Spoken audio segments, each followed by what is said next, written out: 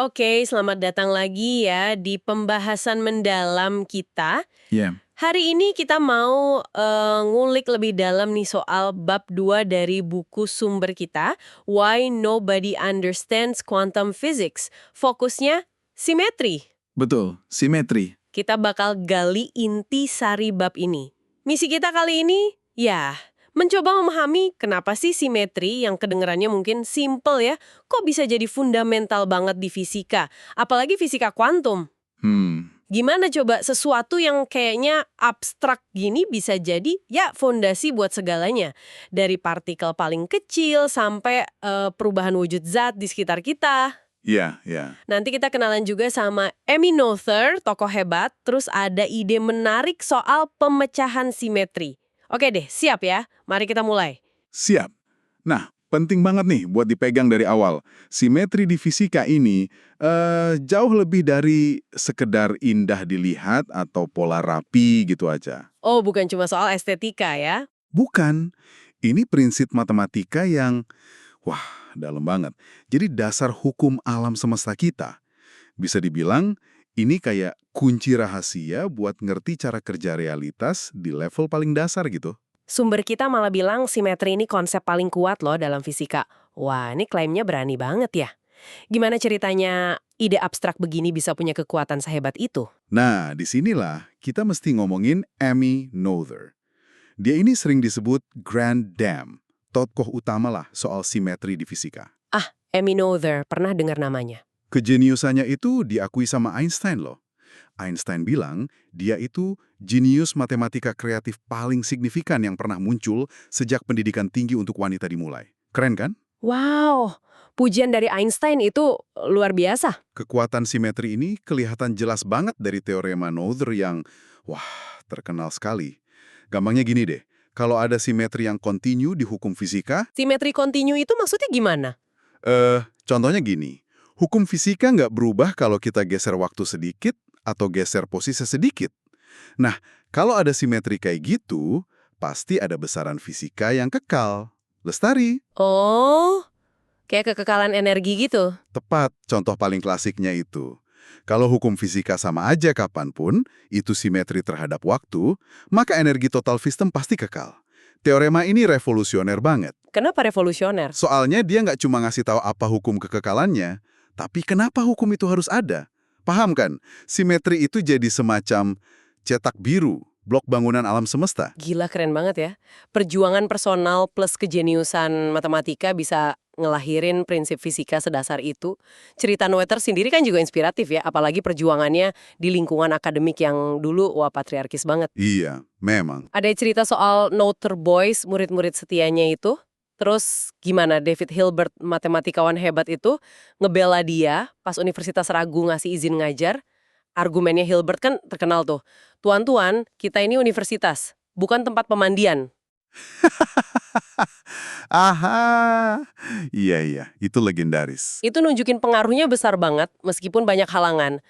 Selain teorema tadi, dia juga banyak kontribusi lain kan? Kayak di aljabar abstrak, teori kategori, bahkan bantu mecahin masalah rumit soal kekekalan energi di relativitas umumnya Einstein. Betul sekali. Kontribusinya luas banget. Kalau ditarik ke fisika kuantum ini nyambung banget ya rasanya. Fisika kuantum modern itu kan emang ya jalinan erat antara simetri, hukum kekekalan, sama pemahaman kita yang terus berkembang. Anda nangkep intinya dengan baik. Dan memang perlu ditekankan lagi nih, hampir semua lompatan besar dalam fisika teoretis modern itu akarnya dari penemuan cara baru gimana simetri ini muncul di alam. Contohnya? Lihat aja tabel periodik Mendeleev. Keteraturan unsur-unsur di situ, itu cerminan langsung dari simetri rotasi atom, atau model standar fisika partikel. Kerangka kerja kita buat ngerti partikel elementer dan interaksinya. Itu sepenuhnya dibangun di atas fondasi matematis grup simetri tertentu. Jadi simetri ini bukan konsep pinggiran ya, tapi intinya banget. Intinya banget. Nah, setelah kita paham betapa fundamentalnya simetri, bab ini lalu ngasih ide yang agak melawan intuisi kita nih.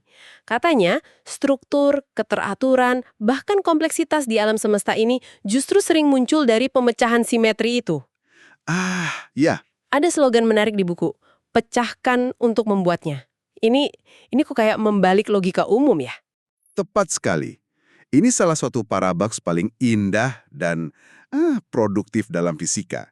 Kita pinjam analogi dari buku sumber ya, soal ruang tamu imajiner Emmy Noether. Oke, gimana tuh? Bayangin meja kopi bentuknya persegi. Di tengahnya ada mangkuk ikan mas, bentuknya bulat sempurna. Oke, kebayang? Nah, dari sudut pandang ikan mas di dalam air, lingkungannya kan sama aja ke segala arah. Molekul air gerak acak, seragam. Ini kayak simetri mangkuk bulat itu. Simetri rotasinya tak terbatas. Diputar dikit, dari atas ya sama aja. Iya, lingkaran kan gitu. Sekarang, bandingin sama meja perseginya. Meja ini cuma kelihatan sama kalau diputar kelipatan 90 derajat, ya kan? Kalau diputar sudut lain, ya beda kelihatannya.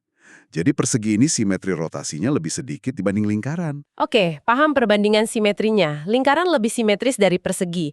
Terus hubungannya sama pemecahan simetri dan pembentukan struktur. Nah, sekarang bayangin suhu ruangan turun drastis, air di mangkuk itu beku jadi es. Oke. Es kan nggak seragam kayak air cair. Molekulnya sekarang terikat di kisi kristal yang teratur, ada orientasi tertentu. Mirip simetri meja persegi tadi. Artinya, es, paso padat, itu punya simetri rotasi yang lebih sedikit dibanding air cair. Tunggu. Jadi es itu kurang simetris dari air. Kok kayak kebalik ya rasanya? Kita kan mikir kristal es itu teratur, rapih, berarti lebih simetris dong. Nah, itu dia. Ini intinya pemecahan simetri. Ketika sistem pindah dari keadaan lebih simetris, air cair, ke keadaan kurang simetris, es, kita bilang simetrinya pecah. Aneh memang rasanya, karena intuisi kita bilang kristal es yang teratur itu lebih simetris. Tapi secara matematis, keadaan cair yang homogen ke segala arah itu tingkat simetrinya lebih tinggi. Ini pelajaran penting. Intuisi kita sering nggak cukup di fisika modern. Perlu abstraksi matematis buat lihat gambaran sebenarnya. Oh, jadi pecah itu maksudnya jadi kurang simetris ya, bukan rusak? Iya, tepat. Bukan rusak, tapi berkurang tingkat simetrinya. Oke, mulai kebayang. Jadi, pendinginan itu memecah simetri, sebaliknya pemanasan memulihkan simetri. Berarti transisi fasa cair ke padat, padat ke gas, fenomena magnetik itu intinya soal pemecahan atau pemulihan simetri ya? Persis. Makin dingin, makin sempit simetrinya. Makin panas, makin banyak. Ada fisikawan Lev Landau disebut di sini, dia yang pertama mengaitkan fasa materi sama simetrinya secara sistematis. Benar, Landau pionirnya. Contoh konkret pemecahan simetri ini penting banget buat ngerti fenomena kuantum. Misalnya, magnet permanen. Magnet? Kenapa magnet? Ada teorema klasik namanya Bohr-van Leeuwen. Salah satu perumusnya, fisikawan wanita Hendrika Johanna van Leeuwen. Teorema ini nunjukin kalau pakai fisika klasik aja, magnet permanen itu nggak mungkin ada. Loh, kok bisa? Terus magnet yang kita pakai sehari-hari gimana? Nah, adanya magnet permanen itu fenomena kuantum murni. Muncul gara-gara pemecahan simetri rotasi terkait spin elektron di dalam materialnya. Wah, baru tahu saya. Ada contoh lain? Superkonduktivitas. Itu loh, hambatan listrik hilang sama sekali di material tertentu pas suhu dingin banget. Ini juga terjadi karena pemecahan simetri tertentu. Salah satu akibatnya, medan magnet jadi kedorong keluar dari material superkonduktor. Namanya efek Meissner. Oh, yang dipakai di kereta super cepat maglev itu ya? Yang melayang? Nah, itu dia. Aplikasi nyata kayak kereta maglev itu demonstrasi kuat prinsip ini. Nama maglev sendiri kan kayak ngingetin ke Magnificent Lev Landau. Keren ya nyambungnya. Terus ada konsep lagi nih, emergence atau kemunculan. Katanya pemecahan simetri ini khas terjadi di sistem yang partikelnya banyak. Betul sekali. Emergence ini ide dasar bahwa sifat atau hukum baru bisa muncul di sistem yang kompleks yang isinya banyak komponen, tapi sifat itu nggak dimiliki sama komponen individualnya. Contoh gampangnya gimana? Analogi populernya itu sekawanan burung jalak terbang bareng. Mereka kan bisa bikin pola-pola rumit yang dinamis, kayak gerak jadi satu entitas gitu. Iya, pernah lihat. Nah, perilaku kolektif ini nggak bisa diprediksi atau dijelasin cuma dengan ngeliatin satu burung jalak aja. Pemecahan simetri itu contoh klasik perilaku emergen. Hukum fisika baru yang muncul gara-gara pemecahan simetri, kayak hukum superkonduktivitas tadi, itu nggak berlaku buat satu atau dua elektron duan, tapi cuma buat sistem banyak elektron yang interaksi. Jadi kayak Keseluruhan lebih besar dari jumlah bagian-bagiannya. Kayak kata Aristoteles itu? Persis. Di fisika kuantum, seringkali 1+1 itu bukan cuma 2, tapi bisa jadi sesuatu yang benar-benar baru dan beda. Oke. Kita udah lihat kekuatan simetri, terus gimana pemecahannya bikin struktur. Tapi gimana sih fisikawan ngedeskripsiin macam-macam simetri ini secara presisi? Nah, di sini masuk matematika teori grup. Sama cerita hidup pencetusnya yang dramatis banget, Évariste Galois. Iya, Galois. Jenius matematika Prancis, hidupnya singkat, tragis pula, meninggal umur 20 tahun gara-gara duel. Mudah banget ya. Tapi dalam waktu singkat itu, dia mecahin masalah matematika ratusan tahun, nyari solusi umum akar persamaan polinomial tingkat 5 ke atas. Gimana caranya? Kuncinya, dia sadar inti masalahnya itu ada di simetri tersembunyi di antara solusi-solusi persamaan itu. Namanya simetri permutasi. Gimana solusi berubah atau tetap sama kalau urutannya ditukar. Buat nangkep simetri ini secara matematis, dia bikin kerangka kerja yang kita kenal sekarang sebagai teori grup. Inilah bahasa simetri. Bahasa simetri. Dirimu. Konsep ini jadi fundamental banget, nggak cuma di matematika murni, tapi jadi tulang punggung sains modern, terutama fisika kuantum, buat klasifikasi partikel elementer. Bahasa ini juga yang nanti digabung sama sifat partikel kuantum, bantu kita ngerti kenapa tabel periodik bentuknya kayak gitu. Bisa dijelasin sedikit nggak properti dasar grup itu apa sih? Pakai istilah yang lebih gampang. Mungkin pakai contoh meja persegi tadi lagi. Boleh. Jadi, secara matematis, grup itu kumpulan operasi. Misalnya rotasi 90, 180, 270, 360 derajat buat meja persegi tadi. Operasi ini menjaga properti tertentu objeknya. Dalam hal ini bentuk perseginya tetap persegi. Oke, kumpulan operasi, terus aturannya? Ada beberapa aturan dasar. Pertama, kombinasi dua operasi dalam grup harus menghasilkan operasi lain yang juga ada di grup itu. Kayak tadi, rotasi 90 derajat, terus 90 derajat lagi, hasilnya rotasi 180 derajat. Itu juga operasi simetri persegi kan? Ini namanya sifat ketertutupan. Oke, tertutup. Kedua? Kedua, harus ada operasi identitas. Operasi yang nggak ngubah apa-apa. Kayak rotasi 0 atau 360 derajat. Oke, ada identitas. Ketiga? Ketiga, tiap operasi harus punya inverse atau kebalikan. Operasi lain di grup itu yang kalau dikombinasiin, hasilnya jadi operasi identitas. Rotasi 90 derajat, inverse-nya rotasi 270 derajat. Kan 90 plus 270 jadi 360. Oke, ada inverse. Keempat? Keempat, kombinasinya harus asosiatif. Maksudnya, urutan pengelompokan nggak masalah. A lalu B, lalu C, itu sama hasilnya kayak A, lalu B, lalu C. Tapi, nah ini menarik, operasi dalam grup nggak harus komutatif. Urutan bisa jadi penting. Maksudnya gimana urutan penting? Ya, misalnya rotasi dulu baru refleksi, dicerminkan. Hasilnya bisa beda kalau refleksi dulu baru rotasi. Oke, paham. Dan elemen grup ini, operasi-operasi simetri ini bisa diwakili pakai matriks ya? Yang kita tahu penting banget di fisika kuantum ya? Persis, matriks-matriks yang mewakili operasi simetri ini krusial banget. Kenapa? Karena matriks ini ngejelasin gimana fungsi gelombang kuantum simbolnya psi. Psi itu loh, yang nyimpan semua info keadaan kuantum berubah kalau sistemnya kena operasi simetri. Jadi matriks itu kayak instruksi buat fungsi gelombang? Bisa dibilang gitu. Nah, nyari fungsi gelombang yang invarian, nggak berubah sama sekali, atau berubahnya ke prediksi pas kena operasi simetri tertentu, itu kunci buat ngerti banyak sifat sistem kuantum. Contohnya, struktur detil kulit elektron di tabel periodik Mendeleev. Itu bisa dijelasin dengan elegan banget, dengan analisis fungsi gelombang elektron mana yang invarian terhadap rotasi dan refleksi ruang 3 dimensi. Ini nyambung ke salah satu konsep paling dasar dan agak aneh juga di fisika kuantum, partikel identik. Ya. Semua elektron, misalnya, itu benar-benar identik. Nggak bisa dibedain satu sama lain. Dan dari sifat nggak bisa dibedain ini, alam semesta kayaknya ngebagi partikel jadi dua keluarga besar. Perilakunya beda banget. Benar sekali.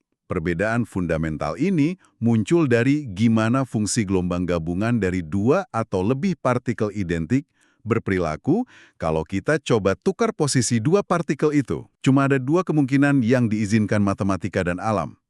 Partikelnya bisa boson atau fermion. Boson dan fermion. Oke, bedanya apa? Kalau boson, contohnya foton, partikel cahaya, atau partikel Higgs, fungsi gelombang gabungannya itu simetris kalau partikelnya ditukar. Artinya, kalau tukar posisi partikel 1 dan 2, fungsi gelombangnya tetap sama persis. Psi X1X2 sama dengan Psi X2X1. Tetap sama ya? Terus efeknya apa? Konsekuensi fisiknya luar biasa. Nggak ada batasan jumlah boson identik yang bisa nempatin keadaan kuantum yang sama bareng-bareng. Mereka itu seneng ngumpul, bergerombol. Inilah dasar dari fenomena kayak sinar laser, banyak foton di keadaan kuantum sama, dan kondensat Bose-Einstein, jutaan atom boson jatuh ke keadaan kuantum energi terendah. Oke, jadi boson itu suka kumpul bareng. Tapi kan materi di sekitar kita, meja ini, badan kita, rasanya padat. Partikel penyusunnya jelas nggak numpuk di satu tempat. Berarti ada mekanisme lain dong buat partikel materi, pasti dari sifat simetri yang beda. Pengamatan yang jeli banget. Nah, itulah peran keluarga partikel kedua, fermion.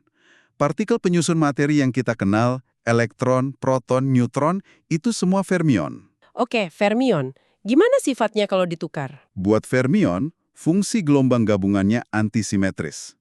Kalau Anda tukar posisi fermion 1 dan 2, fungsi gelombangnya jadi negatif dari nilai semula. Psi X1 X2 sama dengan minus Psi X2 X1. Ada tanda minusnya? Tanda minus. Kecil gitu efeknya besar. Oh, jangan salah. Tanda minus ini efeknya dahsyat banget di fisika. Ini yang melahirkan prinsip eksklusi Pauli. Prinsip eksklusi Pauli, itu yang gimana? Intinya, dua fermion identik nggak akan pernah bisa nempatin keadaan kuantum yang persis sama di waktu yang sama. Kalau dipaksa, fungsi gelombangnya jadi nol. Probabilitasnya nol. Mustahil terjadi. Wah, Inilah alasan fundamental kenapa materi itu stabil, kenapa atom punya struktur kulit elektron bertingkat, kenapa benda padat terasa keras nggak ambruk gitu aja. Elektron di atom itu harus ngisi tingkat energi yang beda-beda, kayak ngisi kursi bioskop, nggak bisa semua dijejelin di tingkat paling bawah. jadi antisimetri fermion ini yang bikin materi jadi padat. Bisa dibilang gitu, ini kayak gaya paling kuat di alam semesta yang jaga struktur materi kayak yang kita kenal.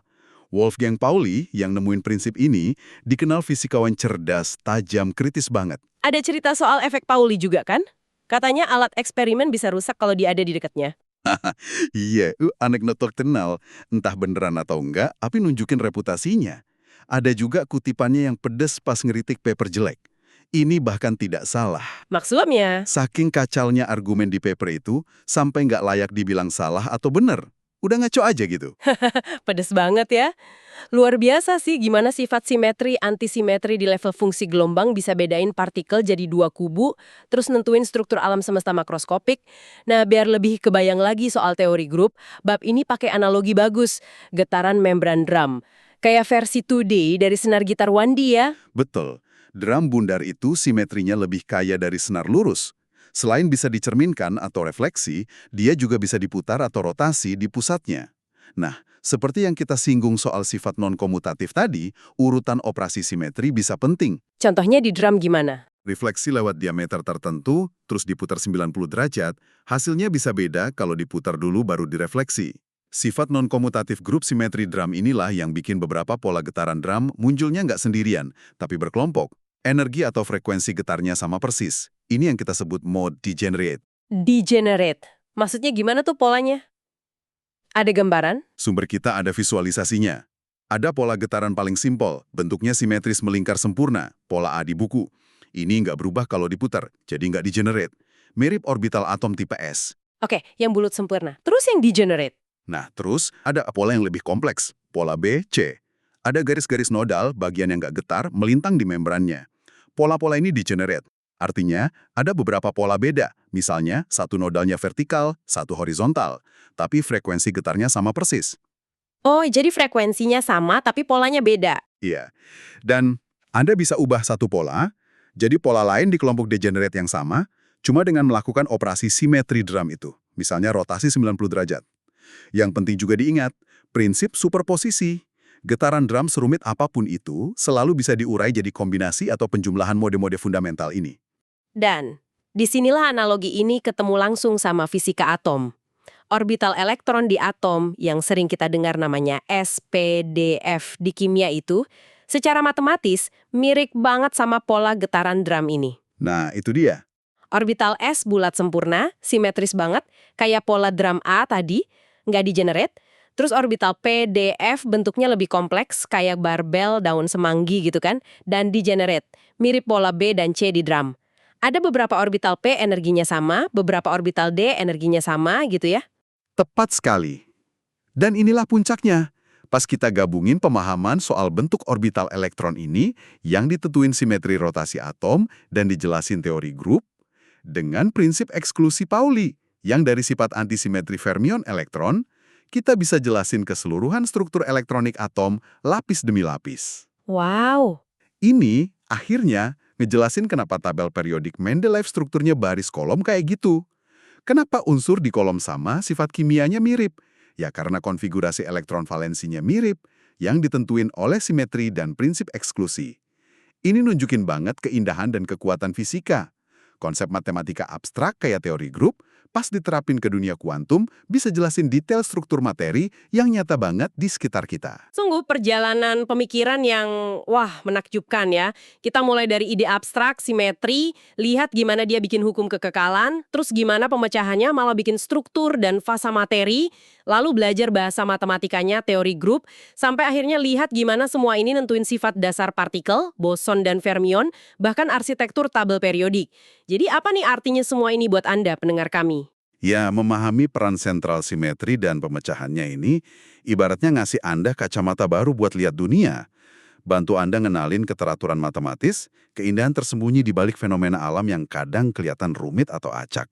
Jadi bukan cuma buat fisikawan ya? Bukan cuma buat fisikawan, ini kunci buat mengapresiasi gimana alam semesta kita diatur di level terdalam. Mulai dari perilaku partikel subatomik sampai kejadian sehari-hari kayak air beku jadi es atau kenapa magnet bisa narik benda. Ini fondasi buat ngerti fisika kuantum. Oke, sebagai penutup nih, mari kita renungkan bareng satu pertanyaan. Mungkin agak provokatif ya. Silakan. Kalau simetri dan pemecahannya ini terbukti fundamental banget ngebentuk hukum alam dan materi yang kita kenal sekarang, mungkinkah dengan menjelajahi simetri-simetri lain yang mungkin belum kita pahami sepenuhnya? Simetri yang gimana tuh? Ya, mungkin simetri yang ada di dimensi lebih tinggi. Atau di energi yang ekstrim banget. Atau simetri yang mungkin ngehubungin dunia kuantum sama gravitasi. Mungkinkah ini bisa buka pintu ke fisika baru, melampaui model standar yang sekarang? Itu pertanyaan besar. Mungkinkah pemahaman simetri yang lebih dalam jadi kunci buat nyatuin dua pilar fisika modern, mekanika kuantum, dan relativitas umum? Keteraturan tersembunyi apa lagi ya yang mungkin nunggu diungkap lewat studi simetri ini? Pertanyaan-pertanyaan itu bukan cuma renungan filosofis loh. Itu pendorong aktif riset di garis depan fisika fundamental saat ini. Mencari simetri yang lebih dalam atau memahami konsekuensi pemecahannya di kondisi ekstrim. Wah, jadi ini memang arah riset masa depan ya. Pertanyaan yang pastinya menarik banget buat terus kita ikuti perkembangannya. Terima kasih banyak sudah bergabung dengan kami dalam penelusuran mendalam soal simetri ini. Sama-sama, senang bisa berbagi. Sampai jumpa di pembahasan kita berikutnya.